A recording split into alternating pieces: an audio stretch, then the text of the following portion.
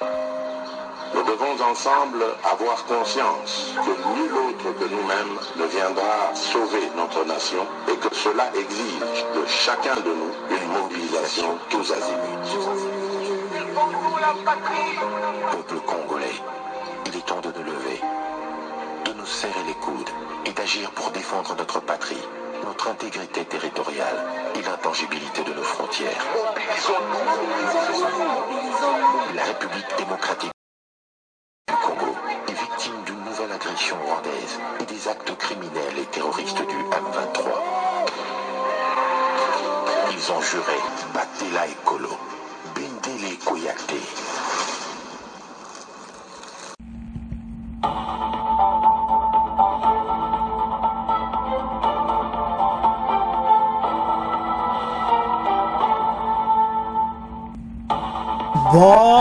Bonsoir, bonsoir, bonjour, c'est Congo News 24. Bande Konanga, comme toujours avant de commencer notre émission, nous disons merci à Dieu. Nous disons merci à nos chers abonnés et téléspectateurs qui nous suivent partout dans le monde et en RDC. Bande Konanga, soyez les bienvenus. À la une chez téléspectateurs, Bande Kotoko Bande émission d'abord na premier point, avec Oyokaradeya Kigali, perte humaine de RDF, suivi Bande Ko après combat, 3000 morts Oyobakufina Goma, il y a des soldats rwandais, Oyobazako Bomba Bibembe na bango, plusieurs morts de soldats RDF rwandais, la situation reste critique dans la capitale du Nord Kivu, sur le plan sécuritaire. Donc Bazo Bomba, nombre wana parmi basodo bakufi. Donc ezamawa banamboka tozala connecté. Et puis deuxième point que les nouvelles c'est partout. Kagame azapena oyo kakamawa pour le moment. Et la CEAC exige le retrait des troupes rwandaises de la RDC. Bandiko za somo. Wana ikoza la deuxième point, premier point trobanadei. Obaloba kesi yindi et yinda kaka. Chers téléspectateurs, émission na bise bandi et committant au sola masolo ya mboka. Bande kotoko bande émission oyo nde tuluba kake soki kato une nouvelle to pesa bino. Bande ko biso sto yebete na Goma 3000 morts oyo jusqu'à présent ba blessé au sakanate. Mais parmi ba morts Kagame azana bibembe na ye oyo azo bomba moyen à l'accès na Kigali. Nouvelle on a besoin sto yebi. Alors la situation est maintenant difficile pour naïe. Parce que ceux qui va même bibembe wana na Rwanda zana problème parce que ba yebati. Ba lo baka ke ba opesa même force nde ya moni. Parce que tout l'accès bino que 600 soldats RDF bakufaki na bitumba oesala makawana na saki et maintenant des milliers de soldats rwandais morts moeba katsa na bon frontière ezati. Kagame a une situation difficile na maboko na ye azome wa makila je ne sais pas oyo tout le koloka kaya coltan ozo boma ba jeune garçon ozu bango kotsa na armée ozo kosa monso ba yokutana wa ba jubilo na bango ba de kona kata Goma ba okuta minduki partout ba armée partout les boyo ka bo comprendre que mais ça qui sont alors les 3000 morts la majorité ça peut ba blessés civils. Et maintenant, ba okuta ba bombe na kati ya centre-ville na Goma. Mawa. Et qu'on le champ de bataille. Total. Les combats ont été tués, ont été d'une rare violence. Il y a eu au moins 3000 morts. Les hôpitaux sont saturés et manquent de tout venir en aide aux blessés. Dans l'est de la RDC, les 23 prirent le contrôle de Goma et 2 à Kigali, avec plusieurs morts des soldats RDF rwandais. La situation reste critique dans la capitale du Nord Kivu. Sur le plan humanitaire, l'ONU a annoncé à peu près 3000 morts à Goma dans les combats lors de la prise de la ville. Il y a aussi énormément de blessés. Les hôpitaux manquent de tout. Voilà ce qui s'était passé. Parce que Goma ezalaki akosakanati ba mort oyo bakufi. Tolanda extrait oyo. Bongo to avance. À Goma, la situation reste critique sur le plan humanitaire. Selon l'ONU, les combats pour la prise de la capitale du Nord Kivu ont fait près de 3000 morts. Et Nicolas, il y a aussi énormément de blessés. Les hôpitaux manquent de tout. Mardi, presque une semaine après l'arrêt des combats, des blessés continuaient à arriver dans les structures de santé. Nombreux, comme en témoigne ce médecin de l'hôpital Kichero. Depuis 3 jours, on a fait une centaine d'interventions. Les malades les plus fréquents, ce sont les malades avec les projectiles. Ça peut être des balles ou les éclats, donc les malades qui viennent avec des plaies graves au niveau des membres, avec des fractures ouvertes. Et parmi ces victimes des combats, Nicolas, les civils ont été en première ligne. Oui, ils sont les 2/3 des blessés pris en charge par le CICR. Pour ne rien arranger, la ville reste coupée du monde et ne peut plus être approvisionnée en matériel de santé. Pour Bourena Sidi Mohamed, le directeur adjoint d'OCHA en République démocratique du Congo, basé à Goma, un corridor humanitaire doit être ouvert en urgence. Nos priorités sont la réouverture de l'aéroport de Goma pour permettre l'arrivée des fournitures médicales et l'évacuation des blessés, et éventuellement aussi l'acheminement de l'aide humanitaire. Nous appelons aussi à la facilitation de l'accès aux axes routiers entre Goma et le reste de la RDC. Sans ces accès, les opérations humanitaires resteront fortement limitées, mettant des milliers de vies en danger. Autre source d'inquiétude, des munitions non explosées, grenades ou roquettes gisaient toujours cette semaine dans certains quartiers de Goma. Bandeko tolandi wana biso nyonso pe totangi soko ozotala wana bandeko oyo kaka carnage à Goma. 1000 soldats rwandais, même fois à plus de 1000 aux alentours, mais awa ba détaillé nano 1000 oyo kaka oyo bazo ba compter. Banzote poli aux environs ya Goma. Donc aux hommes clairement dit. Le journal britannique Le Guardian publie ce vendredi, le 7 février 2025, un dossier remarquable faisant état de démembrement de plusieurs corps de soldats rwandais tués dans le sol congolais, plus précisément lors de Goma bakomba wana. Nde bozomona kote wana nyonso bango wana. Et puis bibembe kote ezokundama. Naba donc bazokundango partout na kati ya Goma. Donc musuba memiango donc ozomona ka secrètement dans des fosses communes. C'est place parce que moi ba même bibembe wana Rwanda a été 1000 corps de soldats rwandais dénombrés. Bato bazomona. Et ça somme. Avançons. Bandeko tolandi biso nyonso. Comment vit les alaki? Il y a eu des morts et tout ça est amawa. Alors, ndeto yoki ba blessé basé belé na hôpital. Donc Goma a saturé. Entre te faut pas fungula aéroport.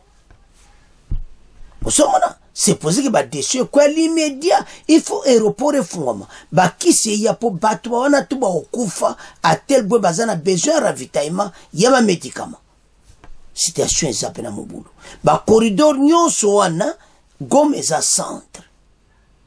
Place oyo il faut la provisionner chaque fois et outa na côté à sud côté ba Minova et outa côté à fleuve de partout pas wapi armée rwandaise a tient mobulu et comme temps oyo bango to babima et ça somme sikoyo azo payer un grand prix mon copé ba soda ne ba kufi belé ba mena après ba cadavre ba bango bazo zwa oya bango déjà militaire mon ka ba dju basi ba longoli déjà bazo kunda na mabulu mais ba yote mabulu atokena tokomona place bazo kunda ba photo esanga kati ba bazo kunda bato ba kanga ba photo voilà makambo to vivre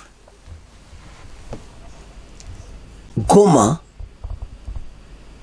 ya mawatu mais Kagame ata bombi secret kobima tiba koyeba moni ndenge futi bango bato bakufi belé wana na ba soldats rwandais. Alors maweza ke bafungula ni to landi à aéroport tout ça bafungula. Alors bandeko esa mawa mais ata bombi vérité toujours et ba bomba angote.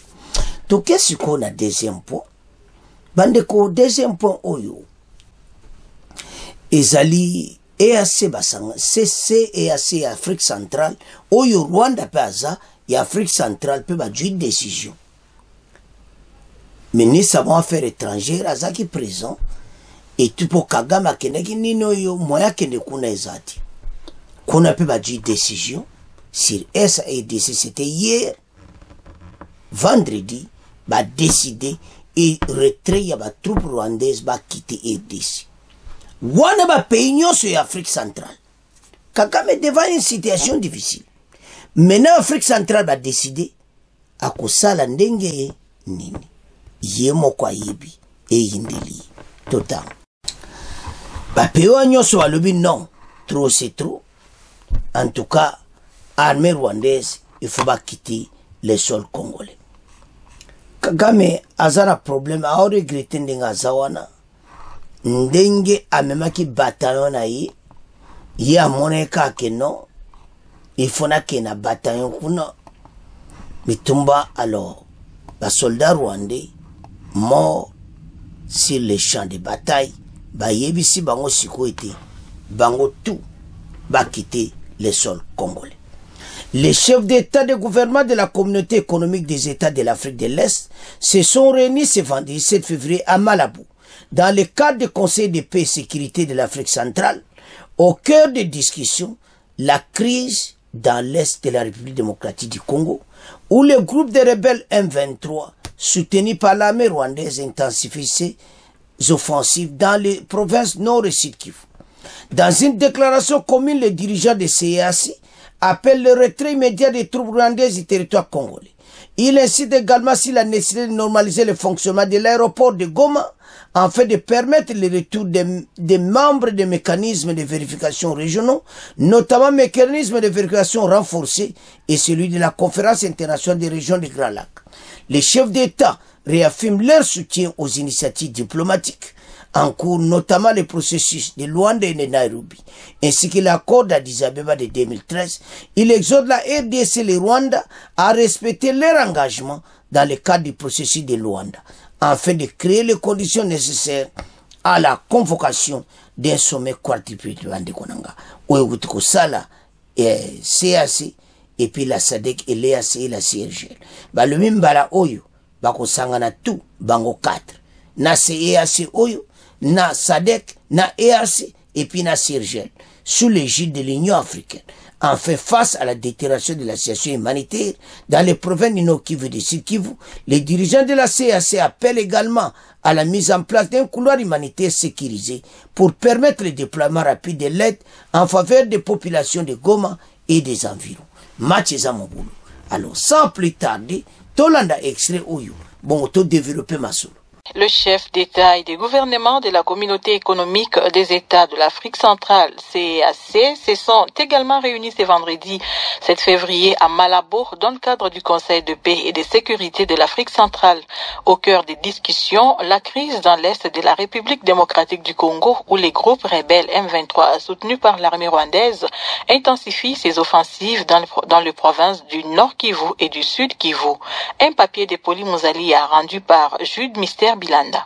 Dans une déclaration commune, les dirigeants de la CEAC appellent au retrait immédiat des troupes rwandaises du territoire congolais. Ils insistent également sur la nécessité de normaliser les fonctionnements de l'aéroport de Goma afin de permettre les retours des membres des mécanismes de vérification régionaux, notamment les mécanismes de vérification étendus renforcés et celui de la conférence internationale sur la région des Grands Lacs. Les chefs d'État réaffirment leur soutien aux initiatives diplomatiques en cours, notamment les processus de Luanda et de Nairobi, ainsi qu'à l'accord cadre d'Addis Abeba de 2013. Ils exhortent la RDC et le Rwanda à respecter leur engagement dans le cadre du processus de Luanda afin de créer les conditions nécessaires à la convocation d'un sommet quadripartite réunissant la CEAC, la SADC, l'EAC et la CIRGL sous l'égide de l'Union africaine. Enfin, face à la détérioration de la situation humanitaire dans les provinces du Nord Kivu et du Sud Kivu, les dirigeants de la CEAC appellent également à la mise en place d'un couloir humanitaire sécurisé pour permettre le déploiement rapide de l'aide en faveur des populations de Goma et de ses environs. Bande kotolandi bisonyos. CEAC basali réunion kaka ndenge SADC na EAC basali Afrique centrale peut basali balobi armée rwandaise va quitter le sol congolais et puis aéroport ya Goma efungula dans l'immédiat et puis bazana besoin bata mécanisme na vérification baya na Goma ba on ba olinga kutu baya déjà Kagame yemo azoboma bibembe a olinga baya ndeni.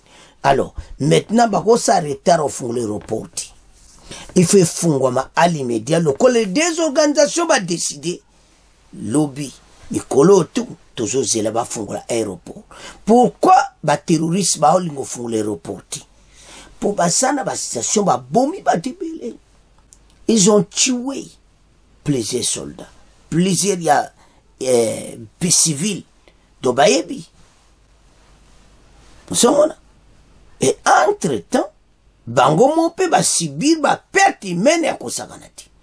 Mais l'autre ça va Congolais ça que situation de zanongo actuelle tout élément ensemble biso nyonso sima ya gouvernement oyo sima ya FARDC pour ennemi atesuma kolote soki ba talibanda bazozo ba décision oyo pona biso a combien n'était biso moto zanakati prendre des décisions valables chasser l'ennemi et to bengane jusqu'à quitter le sol congolais. Alors armée FARDC toza sima na yo ba cesser le feu wana zalama yele na yango botele mande botele mais bango ba ko le kaiso ata Kavumuti. Il faut les chasser directement aéroport à Kavumu et c'est très dangereux sur Bajian.